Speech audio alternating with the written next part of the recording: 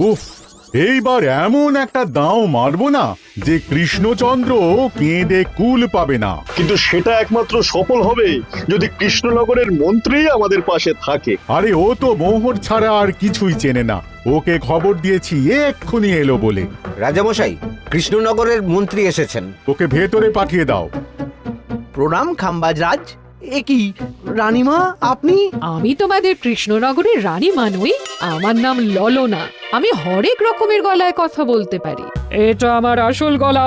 ওরে বাবা রে বাবা রে বাবা, আপনি তো প্রতিভার জলজ্যান্ত রূপ। একে আপনি কোথা থেকে পেলেন খাম্বাজ রাজ? বেশ কিছুদিন আগে একটা যাত্রা দেখতে গিয়ে ললনার সাথে পরিচয় হয়। ওর ব্যাপারে সবকিছু জানার পরে আমার মাথায় একটা বুদ্ধি খেলে যায়। তাই আপনি আমাকে ডেকে পাঠিয়েছেন, তাই তো? একদম তাই। আমার একটা পরিকল্পনা আছে। ছলে বলে কৌশলে ওই কৃষ্ণনগরের আসল রানীকে কিছুদিনের জন্য বাইরে পাঠাতে হবে, আর সেই সুযোগে সেসব দায়িত্ব আমার ওপরে ছেড়ে দিন। আমি নিজের দায়িত্ব নিয়ে ললনাকে কৃষ্ণনগরের রানীর সমস্ত আদব কায়দা শিখিয়ে দিয়েছি। এখন শুধু আমি বাকি ব্যাপার নিয়ন্ত্রণ করব। এখন মহারাজ বাৎসরিক হিসেব নিয়ে ব্যস্ত, তাই রানীমা চলে যাবেন আর তার বদলে ঢুকবে ললনা দেবী। তাহলে আর দেরি কেন? আজ রাতেই বেরিয়ে পড়ো। আর যদি আমার পরিকল্পনা অনুযায়ী এগোতে পারো তাহলে কিছুদিন পরে তুমি হয়ে উঠবে কৃষ্ণনগরের রাজা। আমার কত দিনের আশা। চলুন তাহলে। হ্যাঁ চলুন। রাজবাড়ির বাকি ব্যাপার যেতে যেতে বুঝিয়ে দেব। রানীমা কিভাবে কথা বলেন, কাকে কি বলে ডাকেন, রাজবাড়ির কোথায় কি আছে সব।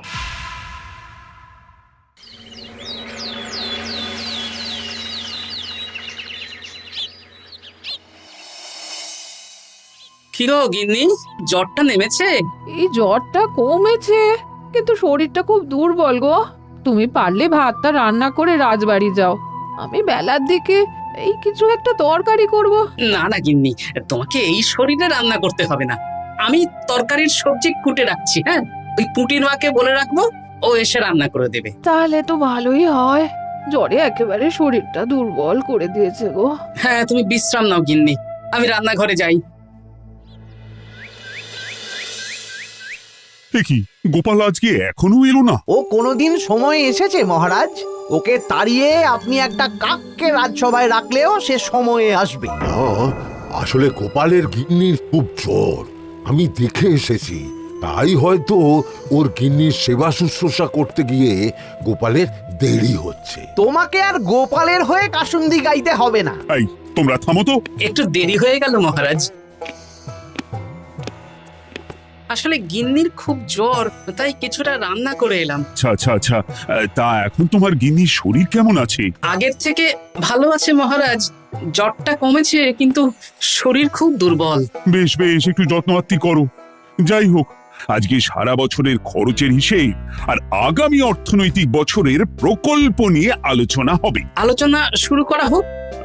বিগত অর্থনৈতিক বছরে বিভিন্ন খাতে মোট খরচ হয়েছে 15,700 মোহর, আর বিভিন্ন কর বাবদ উপার্জন হয়েছে 22,000 মোহর। তাহলে তো মহারাজ ভালোই লাভ হয়েছে। এবার আমাদের দিকে একটু নয়ন মেলে তাকালেই হয়। সেসব তো দেখবই, কিন্তু তার আগে আমি মন্ত্রীর সাথে বিগত বছরের সব খরচ নিয়ে হিসেবে বসবো। হ্যাঁ, বেশিরভাগ দায়িত্ব তো মন্ত্রীমশাইয়ের কাঁধেই থাকে, তাই উনি কোনো হিসেবে জল দিয়েছেন কিনা সেটাও পরখ করে নেওয়া যাবে। এত কাজের চাপ যাচ্ছে কদিন, শান্তিতে ঘুমোতেও পারছি না। মন্ত্রী, তুমি আজ বিকেলে রাজবাড়িতে চলে এসো। বিগত অর্থনৈতিক বছরের হিসেবগুলো একবার দুজনে বসে মিলিয়ে নেব। আচ্ছা মহারাজ, যা করার তাড়াতাড়ি করে নিতে হবে। এখন দেরি করলেই এই বছরের প্রকল্পগুলো শুরু করতে দেরি হয়ে যাবে। মহারাজের জয় হোক। বলো প্রহরী, তুমি কি কিছু বলবে? মহারাজ, একজন কালো চাদর মুড়ি দেওয়ার লোক এলেন আর আমার হাতে এই চিঠিটা ধরিয়ে দিয়ে চলে গেলেন। এই গরমে চাদর মুড়ি? অদ্ভুত লোকটা। কি রে বাবা? সর্বনাশ! কি হলো? তোমাদের রানীমার জ্যাঠামশাই খুব অসুস্থ, তাই পরিবারের সবার সাথে দেখা করতে চান। ও মা গো! আজ সভা এখানেই শেষ। এইবার শুরু হবে আসল খেলা। কি বলছেন মহারাজ? হ্যাঁ রানী, আমাকে এক্ষুনি জ্যাঠামশাইয়ের কাছে যাওয়ার বন্দোবস্ত করে দিন মহারাজ। কিন্তু রানী, তোমার জ্যাঠামশাইয়ের বাড়ি কৃষ্ণনগর থেকে ঘোড়ার গাড়িতে গেলেও তো 1.5 দিন সময় লেগে যাবে। এদিকে আমার এত কাজের চাপ। আপনি বরং কয়েকদিন পরে আসুন, আমাকে এক্ষুনি যেতে হবে মহারাজ। বেশ বেশ, আমি তোমার যাওয়ার ব্যবস্থা করছি। সাবধানে যেও রানী, আমি 2-3 দিনের মধ্যেই আসছি।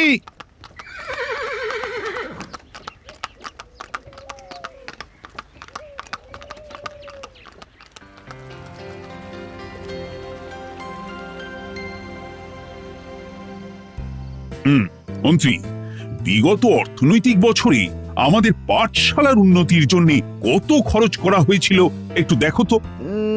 সব মিলিয়ে মোট 150 মোহর মহারাজ। কিন্তু আমার এখানে তো 170 মোহর দেখাচ্ছে। 170 মোহর? তা কি করে হয়? এ কি রানীমা, আপনি ঘোড়ার গাড়ি করে গেলেন আর হেঁটে চলে এলেন? সে আমার ব্যক্তিগত ব্যাপার, তুমি তোমার কাজ করো।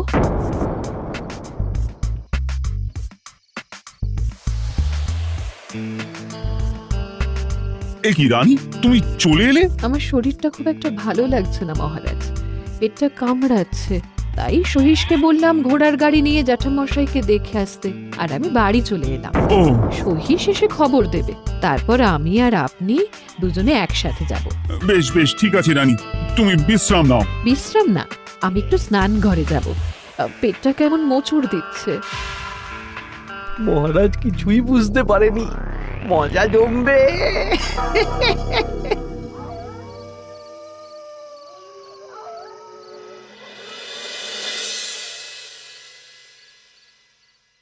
এ কি রানী, তুমি তোমার সব গয়না গাটি বের করছো কেন? আমার আর এই পুরনো নকশার গয়না পছন্দ নয় মহারাজ।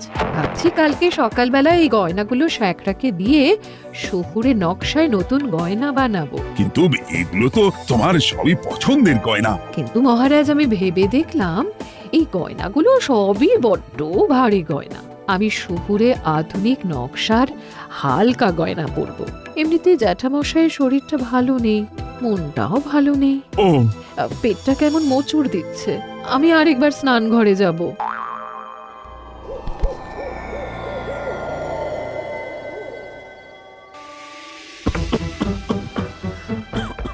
ওই তো মন্ত্রী মশাই এসেছে।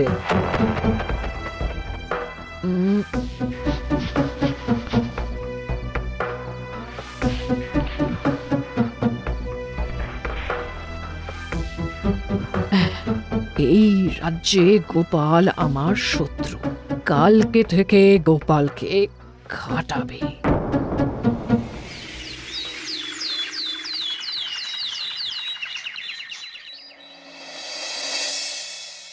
হায় হায় হায়, কি হলো রানী, কি হলো? গতকাল রাতে আমার সমস্ত গয়না চুরি হয়ে গেছে। হ্যাঁ? বলো কি প্রহরী? বলুন মহারাজ। গতকাল রাতে রানীর সব গয়না চুরি হয়ে গেছে। তুমি আরেকজনকে নিয়ে এক্ষুনি খোঁজ করা শুরু করো। যথাজ্ঞা মহারাজ।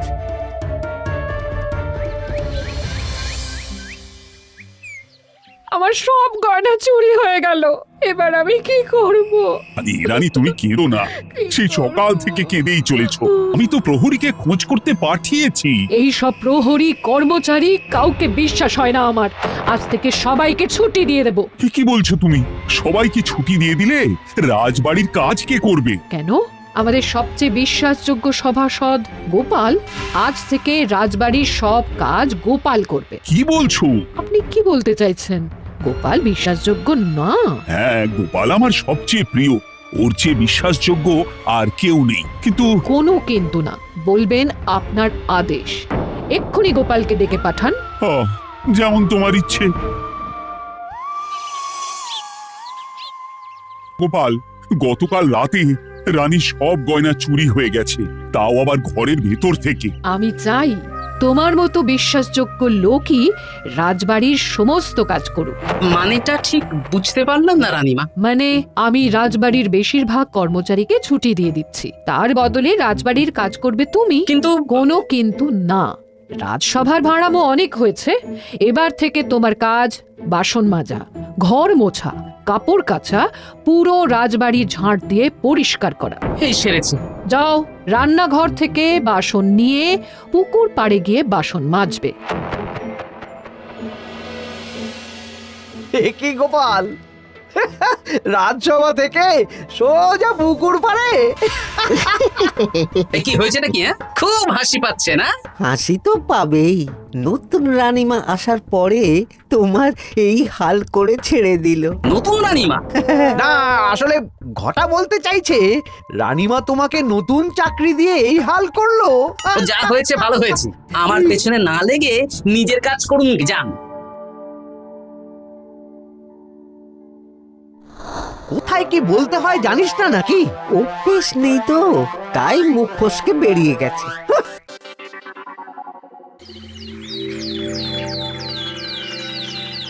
রাজ্যে চোরের উপদ্রব বেড়ে গেছে, তাই আমরা কিভাবে চোরের উপদ্রব কমানো যায় সেই নিয়ে আজকে একটা আলোচনা করব। কিন্তু মহারাজ, রাজসভায় এখনো তো সবাই আসেনি। এই তো এসে গেছি। ওই রাজবাড়ির জামা কাপড় কাচ্ছিলাম। এ কি, গোপাল এখন রাজবাড়ির জামা কাপড় কাচে? হ্যাঁ, সেসব করতে গিয়ে আমার নিজের জামা কাপড়ই ভিজে গেল, তাই বদলে এলাম। মহারাজ, রানীমা ঘোড়ার গাড়ি করে এসেছেন। মানেটা কি? রানী তো রাজবাড়িতেই আছে। হে কি মহারাজ, আমি প্রহরীদের কাছে শুনলাম আমার মতন দেখতে কেউ রাজবাড়িতে উড়ে এসে জুড়ে বসেছে। মানে তুমি তো আগেই চলে এলে। কি কাণ্ড! এই কে? শুনলাম আমার মতন দেখতে কেউ এসেছে। ও আচ্ছা, আপনি। তা কি চাই আপনার? বোঝো কাণ্ড, একরকম দেখতে একরকম গলা। এ বলে আমি আসল, ও বলে আমি। হায় হায় হায়, আসল নকল বোঝাই দায়। একটা নয়, দুটো রানী। আমার জ্যাঠামশাই একদম সুস্থ। এই মহিলা নিশ্চয়ই ভুয়ো চিঠি দিয়ে নিজের রাজবাড়িতে ঢোকার সুযোগ খুঁজছিল। একদম বাজে কথা বলবেন না। আপনি কে সত্যি করে বলুন। সমস্যা সমস্যা, ঘোর সমস্যা। আমার কোনো পাণ্ডিত্য দিয়ে বুঝতে পারছি না কে আসল আর কে নকল। আমি আসল, বিশ্বাস করুন। আমি তো এই মাত্র এলাম। না, আপনি নকল, আমি আসল। কিভাবে বুঝবো? আমি বলবো মহারাজ, এই যে এই রানী আসল। হ্যাঁ, কিন্তু মন্ত্রীমশাই, আপনি কি করে বুঝলেন? না মানে এই রানীমা তোমার উপরে এত ভরসা করে রাজবাড়ির কাজ করাচ্ছেন, কাউকে বিশ্বাস করেননি, একমাত্র তোমাকে বিশ্বাস করেছেন। এত ভালোবাসা, এত বিশ্বাস কার থাকতে পারে বলো? মানে গোপাল, তুমি রাজবাড়ির কি কাজ করছো? বাসন মাজা, ঘর মোছা, বাগান পরিষ্কার, অনেক কাজ করছি রানীমা। আপনার সব গয়না চুরি হয়ে গেল, তাই কাউকে বিশ্বাস করা যাবে না বলে ওই রানীমা আমাকে কাজে রাখলেন। এই ওই বন্ধ করে একটা উপায় বের করো। বেশ বেশ, আমি ধরে নিচ্ছি দুজনেই আসল। তাই আপনাদের দুজনকে আমি পরীক্ষা নেব, দেখব কে উত্তীর্ণ হন। তাই নাও। আপনারা দুজনেই তো সেনাপতিকে চেনেন, বলুন তো সেনাপতির আসল নাম কি? সনাতন সেন। আচ্ছা, আপনাদের বাপের বাড়ি কোথায়? বিজয়গড়। দূর দূর, গড়গড় করে সবই বলে দিচ্ছে। এভাবে হবে না, অন্য কোনো উপায় ভাবো। বেশ, সেনাপতি তলোয়ার দাও তো। দিচ্ছি। এই নিন, এই তলোয়ার দিয়ে মহারাজকে মেরে ফেলুন। আপনাদের মধ্যে কে মারতে চান বলুন। এসব তুমি কি বলছো গোপাল? মহারাজ আমার পতি পরমেশ্বর, ওনাকে আমি মারতে পারি? আমি স্বপ্নেও ভাবতে পারিনি গোপাল তুমি এই জঘন্য কাজ আমাকে করতে বলবে।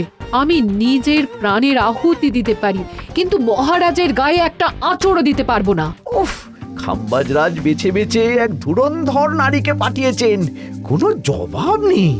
আমি বুঝতে পারছি না মহারাজ, এনাদের হাবভাব, কথাবার্তা, রূপ সবই একরকম। তবে যিনি ঘোড়ার গাড়ি চেপে এখন ফিরলেন, তিনি আসল হলেও হতে পারেন। আমি আসল, বিশ্বাস করুন। বললেই হলো? আসল হলে প্রমাণ করুন। বেশ, আজকে আর মাথায় কিছু আসছে না, আমি কাল আসবো। ততক্ষণ আপনারা দুজনে রাজবাড়ির দুটো ঘরে থাকুন। কি ছক মারিতে পড়লাম রে বাবা।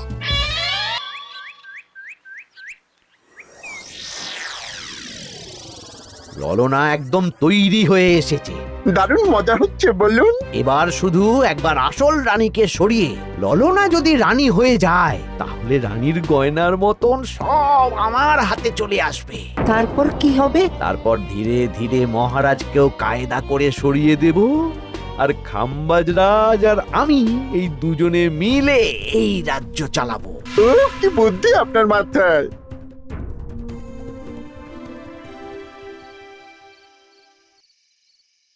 বলছি শোনো না, আমার শাড়িটা একটু ছিঁড়ে গেছে গো। তুমি বাজার থেকে কালকে আমার জন্য একটা শাড়ি নিয়ে আসতে পারবে? হ্যাঁ, আচ্ছা বেশ, নিয়ে আসবো শাড়ি। শাড়ি শাড়ি শাড়ি, এই তো মাথায় বুদ্ধি এসেছে। কাল নয়, আজকেই। গোপাল, তুমি কিছু ভাবতে পারলে? মহারাজ, আপনার দুই রানীকে ডাকুন। আমার তো একটাই রানী। ওই হলো মহারাজ, আসল নকল দুজনকেই ডাকুন। কই গো, একটু বাইরে এসো। বলুন মহারাজ, আপনি ডাকছেন? আচ্ছা, আমি দুটো শাড়ি নিয়ে এসেছি, লাল শাড়ি আর নীল শাড়ি। এই দুটোই মন্ত্রপুত শাড়ি, এক সিদ্ধ পুরুষ দিয়েছেন। কে তিনি? না, সেসব এখন বলা যাবে না, তবে এই শাড়ি দুটো একটা একটা করে ওনাদের দিয়ে দিন। এবার আমি এই শাড়ির বিশেষত্ব বলি। হ্যাঁ বলো গোপাল, বলো। আপনারা দুজনেই আজ রাতে এই শাড়িটা পরবেন, সারা রাত পরে থাকবেন। এই শাড়িগুলো 12 হাত মাপের শাড়ি। আগামীকাল সূর্যোদয় হওয়ার পরে যার শাড়ি 4 হাত কমবে সেই হবে আসল রানী। আচ্ছা বেশ, তাহলে তোমরা দুজনেই এই শাড়ি পরে থাক। কাল সকাল সকাল রাজসভা বসবে, তখন তোমাদের শাড়ি গোপালের কাছে জমা দিও। আচ্ছা। আমি যে নকল সেটা বুঝতে দেওয়া যাবে না। কি করে এই শাড়িটা 4 হাত কেটে ফেলে ওই তো ফল কাটার ছড়িয়ে কেটে ফেলো। কালকে আবার মজা হবে।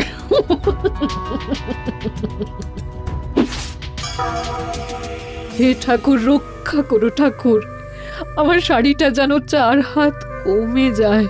ঠাকুর রক্ষা করো।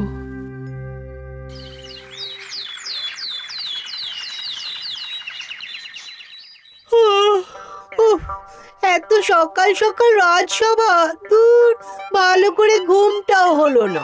আমি তো ঘুমোইনি, চিন্তায় ঘুমই আসেনি। কই গো, তোমরা এসো। এই নিন আমার শাড়ি, এবার মেপে দেখুন, এটা 4 হাত কমে গেছে। এই দেখুন মহারাজ, বিশ্বাস করুন আমি আসল, কিন্তু এই শাড়িটা সারা রাত পরে থাকা সত্ত্বেও 4 হাত তো দূর, 4 আঙুলও কমেনি। লাল শাড়িটাই ছোট মনে হচ্ছে। তাহলে তুমি আসল? উফ, বাবা, বাঁচা গেল। আয়, কে আছো? এই নকল রানীকে কারাগারে বন্দি করো। দাঁড়ান মহারাজ, বন্দি করতে হলে যার শাড়ি 4 হাত কমে গেছে তাকে বন্দি করুন। কেন? আমার শাড়ি তো 4 হাত কমে গেছে, শর্ত অনুযায়ী যে আসল তার শাড়ি তো 4 হাত কমবে না। আপনি ধরা পড়ে গেছেন নতুন রানীমা। এগুলো কোনো মন্ত্রপুত শাড়ি নয়, এগুলো আমার পরিকল্পনার প্যাচ। আপনি নিশ্চয়ই নিজেকে আসল প্রমাণ করার জন্য শাড়িটা কেটেছেন। না মানে, না না না, তাহলে কমলো কি করে? না মানে হয়ে গেল। সত্যি গোপাল, তোমার বুদ্ধির জবাব নেই। গোপাল, তুমি আমাকে বাঁচালে। এই যে নতুন রানীমা, চুপ করে কেন? ওকে আমি কারাগারে গিয়ে বেত মারছি, তাহলেই সব বলবে। বল, কে তুই বল। আসলে মানে আমার নাম ললনা, আমি যাত্রাপালা করি, অনেক রকম গলায় কথা বলতে পারি। কদিন আগে খাম্বাজ রাজ আর এই মন্ত্রী মশাই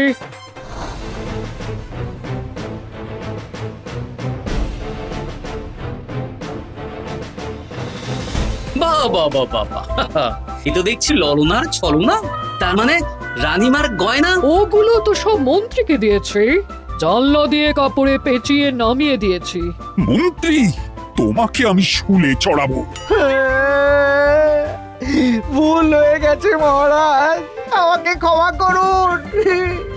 প্রাণে মারবেন না, সব গয়না ফেরত দিয়ে দেবো মহারাজ। তুমি শত্রু রাজ্যের প্ররোচনায় এত বড় ক্ষতি করতে চেয়েছিলে? ক্ষমা করুন মহারাজ, ক্ষমা করুন। সেনাপতি, মন্ত্রীকে 1000 বার বেত্রাঘাত করো। আর এই ললনার কি হবে? আমি অনেক দিন ধরে বাড়িতে একটা কাজ করার লোক খুঁজছি, ওনাকে পাঠিয়ে দিন। আমার গিন্নি শুয়ে বসে থাকবে আর উনি খাটবেন। নয়, হ্যাঁ, ললনার ছলনা ভেস্তে গেল।